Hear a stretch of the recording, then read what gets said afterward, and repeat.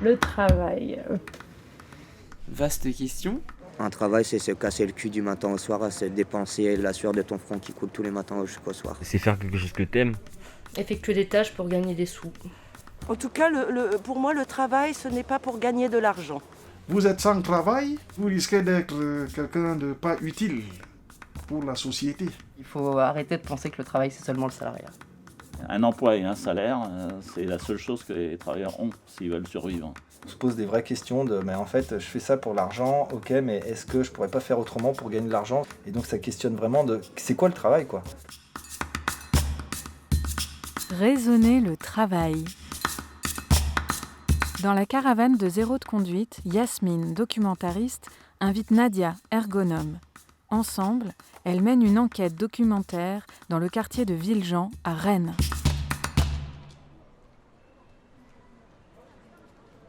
Troisième épisode, la santé. Dans l'intimité de la caravane, les personnes qui ont la curiosité et la gentillesse de s'arrêter nous partagent leur vécu du travail et aussi de leur fragilité. Que ce soit des ouvriers, des chômeurs, des cadres, des personnes avec un emploi stable ou travaillant sans être déclarés, toutes et tous témoignent que le travail et leur santé sont étroitement connectés.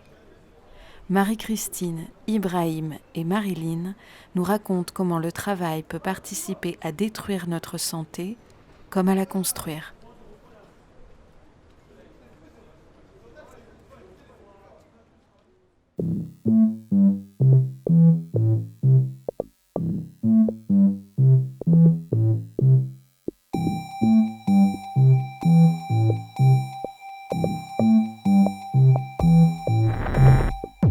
Marie-Christine, 63 ans et demi. Alors, je suis retraitée, mais je retravaille depuis bientôt 3 ans. Je travaille dans une école, 4 heures par jour. Le matin, je m'occupe des maternelles, l'après-midi, je m'occupe des primaires. Alors, je retravaille parce que, premièrement, problème de salaire, les retraites ne sont pas très élevées. J'aime bien profiter de la vie et surtout, j'ai besoin de m'occuper. J'ai du mal à rester à rien faire. D'ailleurs, j'ai commencé à 15 ans et demi à travailler.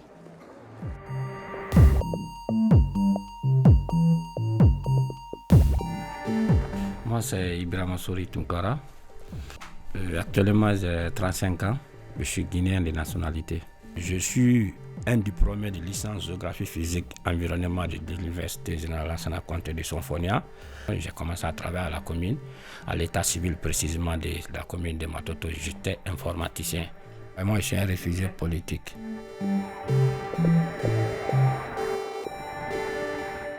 Marilyn, 61. Alors quand on me demande ce que je fais dans la vie, je réponds que je suis au chômage. C'est la réalité, c'est que je suis au chômage. J'ai pas encore eu le temps de le dire beaucoup.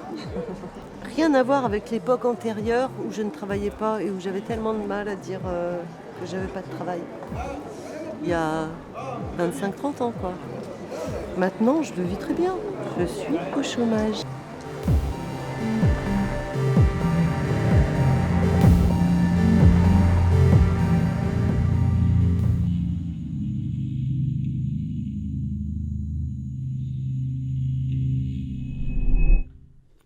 Qu'est-ce que je fais dans la vie? Parce que je dis actuellement, avec la situation, je ne fais rien, mais quand même, je me débrouille de façon quotidienne comme d'autres migrants en travaillant dans le noir. Je fais n'importe quel genre de métier, que ce soit du manœuvre, que ce soit du ménage. J'ai rencontré une frère camerounais, congolais, qui m'ont proposé le travail dans un restaurant. Et le restaurant, c'était tout. Il fallait faire le ménage, c'est-à-dire quand ils passent toute la nuit à danser, à boire, les verres, les tasses, c'était tellement nombreux. Et moi, notre contrat, c'était quoi? Que je viens juste, c'était pour nettoyer seulement la salle.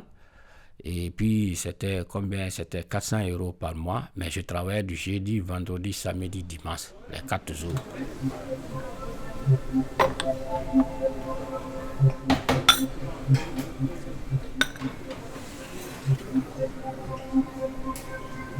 J'ai été animatrice pendant 23 ans dans une association qui accueille des personnes à la sortie de la psychiatrie, qui accueille des personnes donc fragiles, psychiques. Et on fait ensemble des activités et des temps de réflexion, voilà. Les expériences positives, il y en a beaucoup. Elles sont toutes avec les personnes que je recevais, dans l'échange avec les gens, qui sont soi-disant si étrangères à nous, les personnes psychotiques. Voilà, plaisir de découvrir ces personnes-là, très souvent. Plus grande part de mon plaisir de travailler est venue de là. Alors à l'inverse, les situations plus négatives, voire catastrophiques, c'est la mésentente qui s'est développée avec le temps entre moi et mes collègues. Parce que j'avais pris fait et cause pour les valeurs développées par les fondateurs, qui étaient, on favorise autant que faire se peut la relation, on mise là-dessus. Et on laisse de côté les choses trop réglementées, quoi. Par exemple, du temps des fondateurs, on aurait favorisé la sortie d'une personne reçue à l'accueil, mais pas encore connue des collègues. Mais on l'aurait favorisé parce que c'était ça le plus important, c'est que cette personne, elle ait un pied tout de suite dans l'association et qu'elle puisse bénéficier de quelque chose. Là, maintenant, c'est plus compliqué. Il faut la connaître, il faut qu'elle passe un peu de temps dans l'association avant de pouvoir bénéficier d'une sortie. Et c'est arrivé suite à des incidents qui ont eu lieu, c'est vrai. Mais ces incidents, au lieu d'engendrer une réflexion, ils ont figé des attitudes et inscrit un protocole. Les collègues en sont restés au niveau de leur peur. Et pour moi, la peur, c'est vraiment ce qu'il faut déconstruire en premier. Ça nous fait prendre des mauvaises décisions. Pour moi, c'est ça. Ça n'a pas pu se partager. Mes collègues diraient la même chose, que je n'ai pas su partager. Parce que on est resté sur des positions différentes, des positions parfois diamétralement opposées. Avant, c'était comme ça, car tu vas la payer. C'est pas grave, tu ne l'as pas encore payée, tu participes à la sortie quand même, quoi. Pour eux, c'était problématique. Pas pour moi. Moi, je trouve qu'il y a des risques qu'il faut prendre pour maintenir quelque chose d'un lien vivant, quoi.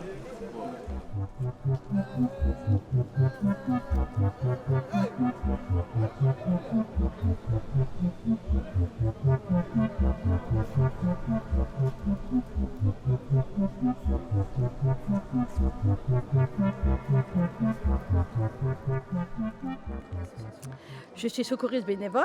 Alors, secouriste bénévole, ça s'appelle qu'on est pratiquement pris tous les week-ends. C'est bien être bénévole, mais le problème qu'il y a, c'est qu'il devrait essayer de voir pour que les gens ont une participation, quelque chose, parce qu'on est entièrement bénévole.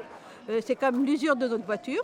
Le temps, parce qu'il faut beaucoup de temps. Hein. C'est pas 8 heures, c'est pas 8 heures. Hein. C'est pas 8 heures. Hein. Moi, je veux dire, on a fait période directe pour un jeu de concours de pétanque. C'était un week-end, samedi, dimanche. Le samedi, on a fait 2 heures de route pour aller jusqu'à là-bas. On a fait 17 heures de poste. On a resté dormir là-bas quand même. Le lendemain, on a fait 18 heures de poste. On a fait 2 heures de route pour rentrer. Vous voyez un petit peu combien d'heures qu'on a fait en week-end. 37, ça fait 39 heures qu'on a fait en 2 jours. Plus qu'une semaine. Et en plus, le lundi, je suis au travail.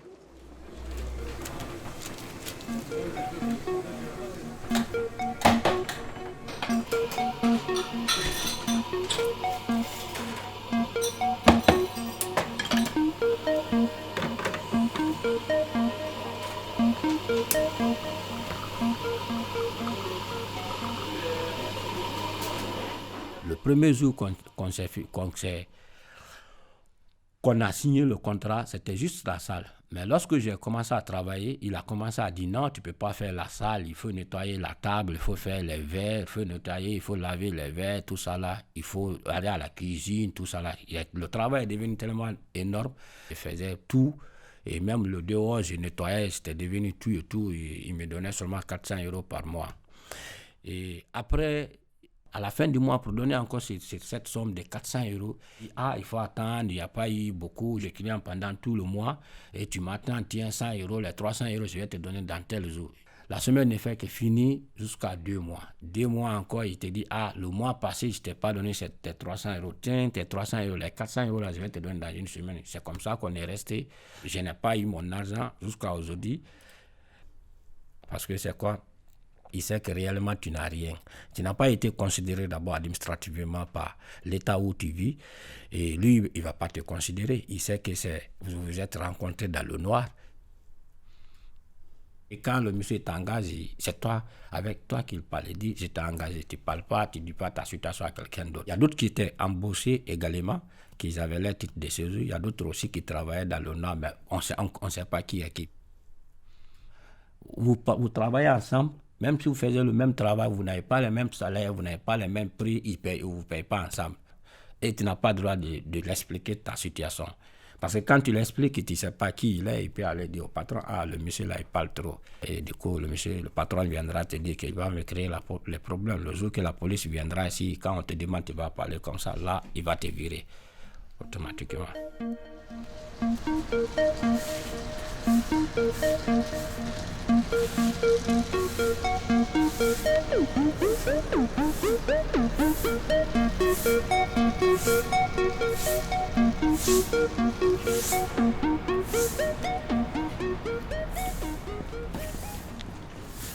Alors, j'étais vendeuse en chaussures pendant 7-8 ans, 27 ans de secrétaire aide comptable, la preuve qu'on peut monter en grade malgré qu'on n'a qu'un CAP de vente.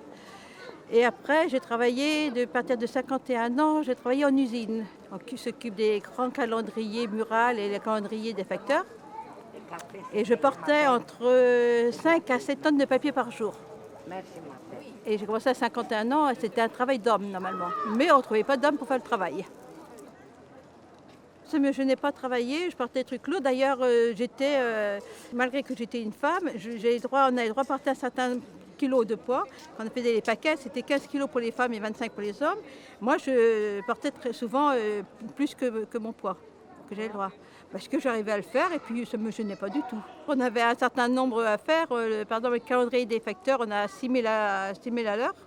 Les autres calendriers murales, quand j'étais au calendrier mural, il fallait en faire dans le temps, 15 000 dans la journée.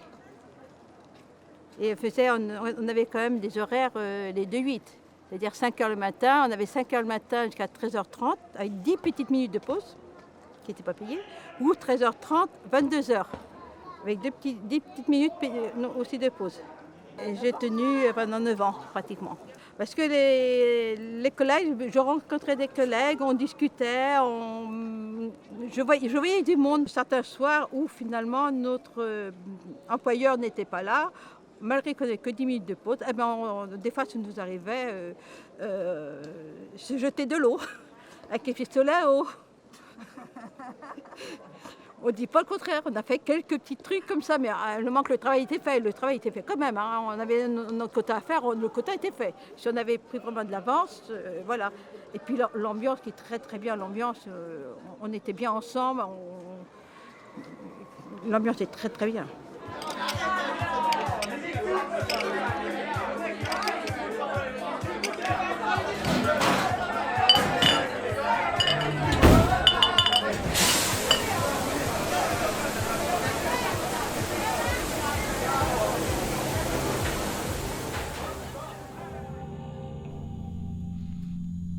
Il n'y a pas de coup de main dans le noir.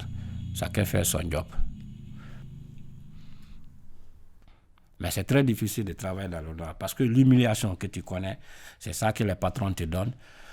La ségrégation que tu connais. Parce que l'État ne t'a pas considéré, eux aussi ils ne vont pas te considérer. C'est ça dans leur mentalité. Parce que l'État ne t'a pas mis un document en main pour que tu puisses travailler. Tu as besoin de travailler dans le Nord, on t'a rejeté. Nous, on te récupère et puis on ne te considère pas. Ils ne te considèrent même pas s'ils travaillent avec un être humain. Et tu arrives dans un pays où tu as l'espoir quand même d'oublier les conséquences, les effets que tu as vécu sur toi. Tout, et moi-même, moralement, ça te travaille. Du coup, toi, tu as besoin de ton argent, soit pour prendre, pour aller boire, ben, soit il y a d'autres qui ont laissé leur famille, qui souffrent au pays, ou bien qui sont là, il faut que vous envoyez les petits trucs. Tu vois, un migrant, pourquoi il s'habille souvent? Parce que quand tu es souvent sale, tes frères te disent qu'à lui, ça ne va plus mentalement. Il est mort, il devient fou.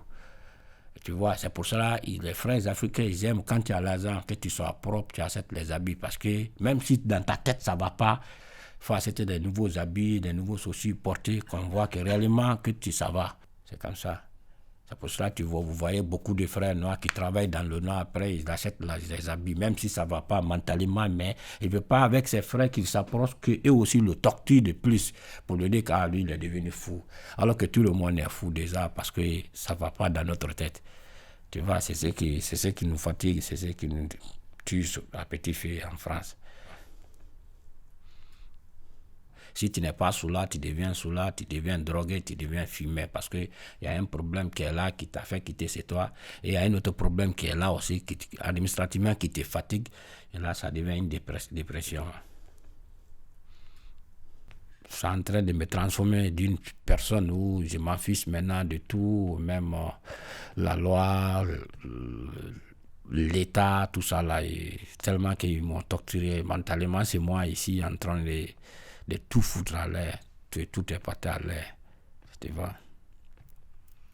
Je préfère boire et ça me donne un peu de sommeil, fatigue, je dors. Je ronfle et puis c'est fini. Ou bien je préfère travailler, là quand je suis fatigué, je peux dormir parce que je suis fatigué.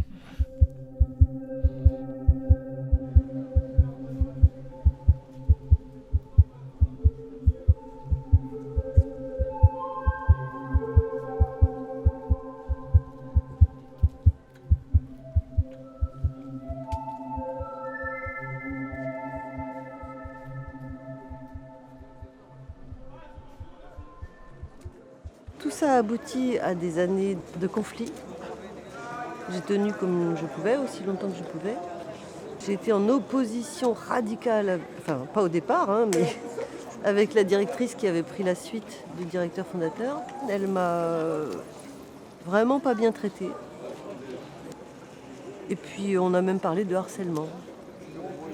Entre moi et mes collègues m'ont harcelé, cette directrice aussi. À un moment donné, ça a fait une sorte de maltraitance.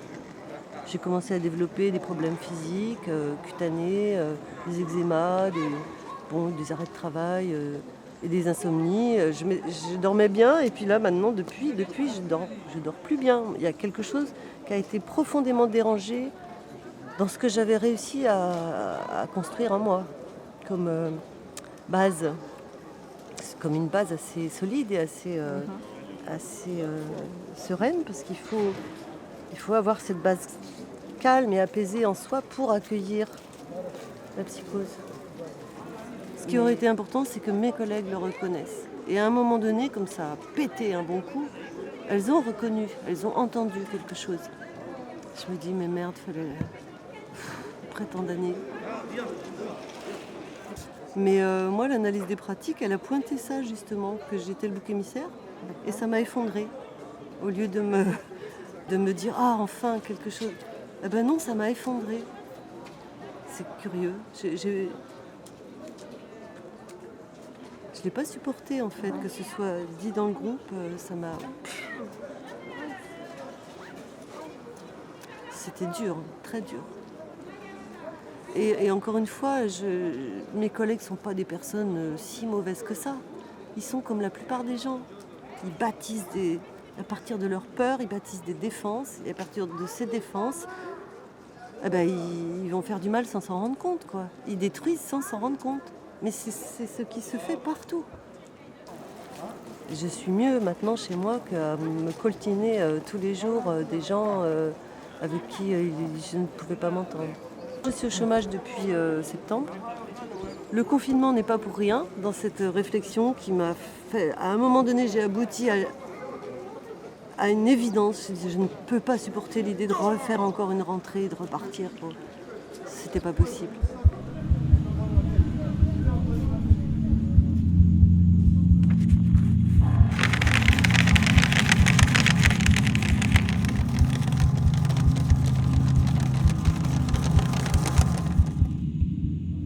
Dans l'adaptation constante aux clients, aux collègues, aux patrons, aux machines, au rythme de la production, notre santé s'en trouve bien malmenée.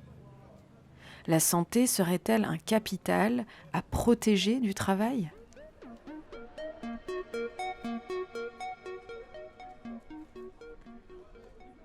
Les personnes que nous rencontrons et avec qui nous discutons sont toutes à la recherche d'un travail porteur de sens et de reconnaissance, car il semblerait que ce soit bien là les conditions indispensables pour développer notre capacité à agir, qu'est notre santé.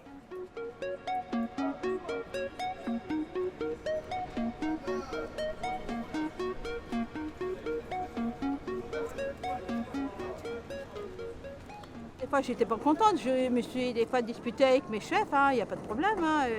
J'étais pas toujours d'accord. Un exemple, j'étais sur une fois, c'était par exemple une machine qui fait les chemises à rabat, comme vous avez là. Le problème, les machines, elles n'étaient plus dans les normes. On a eu beaucoup de problèmes. Je suis au tribunal avec mon patron là encore. Normalement, ça se termine en janvier. Et cette fois-là, naturellement, on vient nous contrôler, ils passent par les bureaux, naturellement ça passe par les bureaux, hop, les chefs viennent nous voir, arrêtez de travailler sur la machine-là, on la recouvre, tout. Et puis alors, il ne fallait pas travailler. Et dès que finalement, ils sont passés, ils voyaient que la machine était, personne ne se servait de la machine. Et dès qu'ils repartaient, tu retournes sur la machine. Et malgré qu'on n'était pas dans les normes.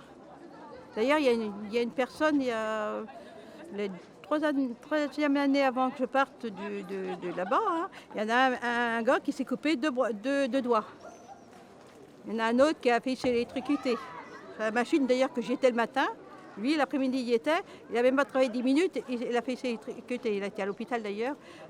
On m'a dit que moi, étant femme et beaucoup moins forte, et beaucoup plus vieille, j'y serais passée. Mais c'est pas pour ça que les conditions de travail s'améliorent, c'est pas vrai. Il y a des contrôles, mais les contrôles, c'est jamais.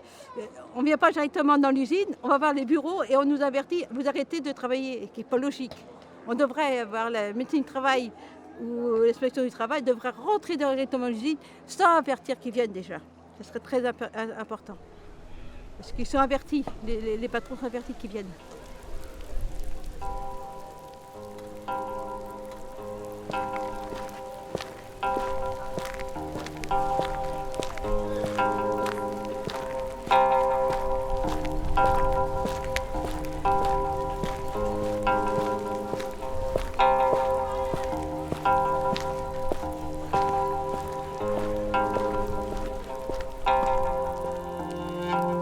Il y a une bonne initiative qui est là pour accueillir les migrants. Là, c'est bon, que ce soit hébergement, nourriture, tout ça, là, c'est bon. Mais il y a tout ce qu'il faut, c'est le plus important, c'est quoi? C'est de créer quelque chose pour un migrant qui vient, pour que réellement tout ce qu'il a vécu, c'est lui qu'il essaie d'oublier. Parce que si un migrant n'est pas occupé, il passe toute la journée à marcher, et les frères, les êtres humains qui sont là, les habitants, que ce soit français ou d'autres Européens qui sont là, des associations, des personnes de bonne volonté qui t'accueillent et ils s'occupent de toi. Mais en tant qu'un être humain conscient, tu te dis que non, il faut que moi aussi j'essaie de multiplier 1 par 2. Je suis venu, mon objectif c'était quoi d'abord? C'était automatiquement me lancer dans une autre activité qui pourrait m'occuper mentalement, que j'oublie quoi. C'est-à-dire, soit je suis une formation, même si c'est pas payante, que quand même à chaque matin j'ai quelque chose à faire. Là, quand j'ai ça, je peux oublier tout ce que j'ai vécu. Parce que quand tu travailles, ça te permet un peu de ne pas réfléchir beaucoup, de ne pas voir la souffrance que tu as subie. Parce que quand tu es seul, tu ne fais que revivre tout ça là. Et là, quand tu es un peu occupé, et moi, mon travail, des fois, je suis dans mon travail, je fais que revivre tout ce que j'ai vécu. Et des fois aussi, et quand je commence à travailler, j'oublie, je me concentre un peu sur le travail. Des fois, je lâche, c'est comme ça. Mais c'est assez vaut mieux que tu ne travailles pas, tu es là et tu ne fais que revivre tout ça là. La meilleure façon d'abord de mettre les choses en place pour un être humain, c'est quoi? C'est de le forcer à travailler, de le forcer de se développer mentalement, ou bien d'exercer chaque matin qui se lève, qui dit « Ah, qu'est-ce que je peux faire aujourd'hui pour l'État ou bien pour les Français? Bien si je ne suis pas français, mais qu'est-ce que je peux faire au moins pour les Français aujourd'hui ?» Mais si toi, tu le dis, tu le fatigues d'abord pour avoir un document, il a travaillé dans le noir, il a suivi telle sorte d'illumination. Lui aussi, qu'est-ce qu'il va penser? Il va dire non. Quand le jour que j'aurai les papiers là, je ne vais rien faire. Un reste que l'État a mis à ma place, je vais me venger sur ça, je vais prendre ça pour bouffer. Je ne vais rien faire.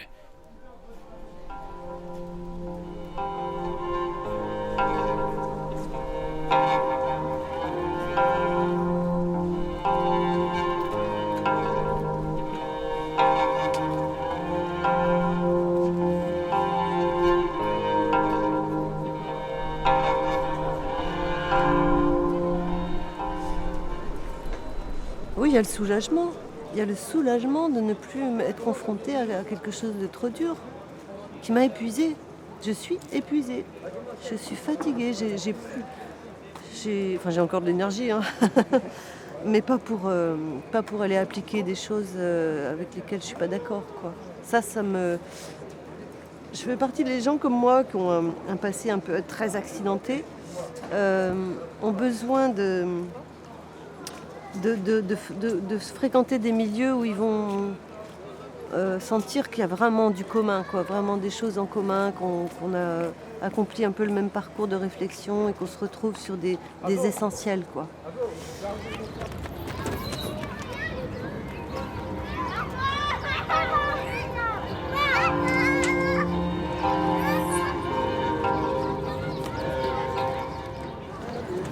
Je sais pas si je saurais définir le travail.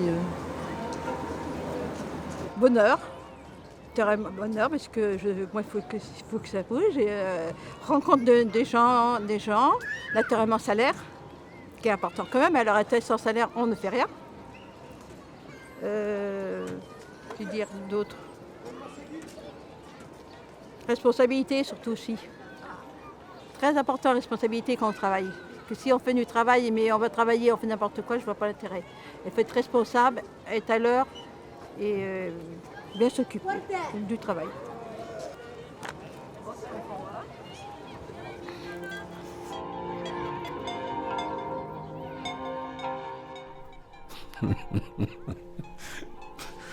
Bon, moi je peux dire le travail c'est une activité physique, que ce soit mentale ou physique, l'être humain quand même ne peut pas rester sans travail. Le travail est né depuis que l'être humain est venu sur la terre. On sait que réellement, depuis que tu es né, tu sais que tu es né pour travailler.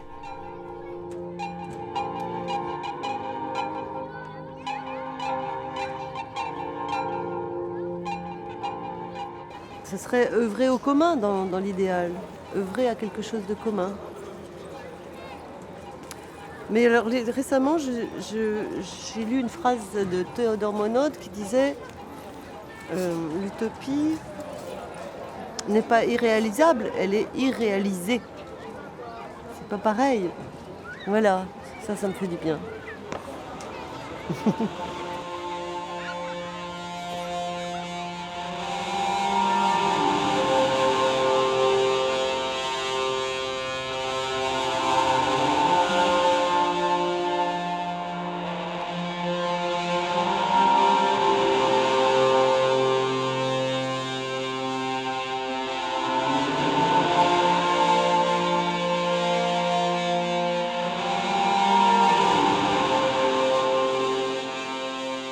Raisonner le travail. Une production Zéro de conduite 2020-2022. Co-réalisation Yasmine Abissaab, Nadia Boisac-Rachaï et Julia Brenier-Caldera. Musique Lynn Hood et Claude Ultraviolet.